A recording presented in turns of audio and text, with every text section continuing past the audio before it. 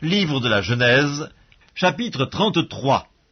Jacob leva les yeux et regarda, et voici Ésaü arrivé avec 400 hommes.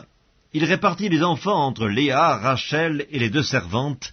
Il plaça en tête les servantes avec leurs enfants, puis Léa avec ses enfants, et enfin Rachel avec Joseph. Lui-même passa devant eux, et il se prosterna en terre 7 fois jusqu'à ce qu'il fût près de son frère. Ésaü courut à sa rencontre, il l'embrassa, se jeta à son cou et le serra dans ses bras, et ils pleurèrent. Ésaü, levant les yeux, vit les femmes et les enfants, et il dit, « Qui sont ceux que tu as là ?»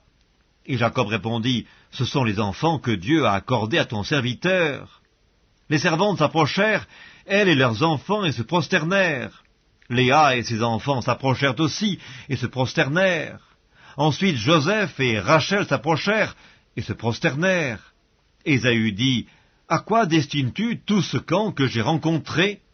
Et Jacob répondit, « À trouver grâce aux yeux de mon Seigneur. » Ésaü dit, « Je suis dans l'abondance, mon frère, garde ce qui est à toi. » Et Jacob répondit, « Non, je te prie.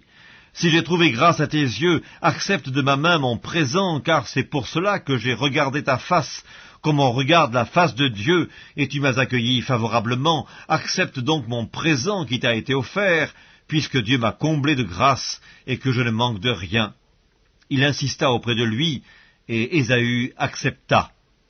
Ésaü dit, « Partons, mettons-nous en route, j'irai devant toi. » Jacob lui répondit, « Mon Seigneur sait que les enfants sont délicats, et que j'ai des brebis et des vaches qui allaitent. Si l'on forçait leur marche un seul jour, tout le troupeau périrait. Que mon Seigneur prenne les devants sur son serviteur, et moi je suivrai lentement au pas du troupeau qui me précédera, et au pas des enfants, jusqu'à ce que j'arrive chez mon Seigneur, à Séhir. » Ésaü dit, « Je veux au moins laisser avec toi une partie de mes gens. » Et Jacob répondit, « Mais pourquoi cela? Que je trouve seulement grâce aux yeux de mon Seigneur. » Le même jour, Ésaü reprit le chemin de Séhir. Jacob partit pour Sukkot. Il bâtit une maison pour lui, et il fit des cabanes pour ses troupeaux. C'est pourquoi l'on a appelé ce lieu du nom de Sukkot. À son retour de Padan-Aram, Jacob arriva heureusement à la ville de Sichem, dans le pays de Canaan, et il campa devant la ville.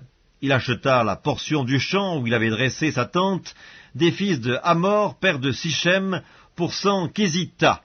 Et là, il éleva un autel qu'il appela El Elohe Israël.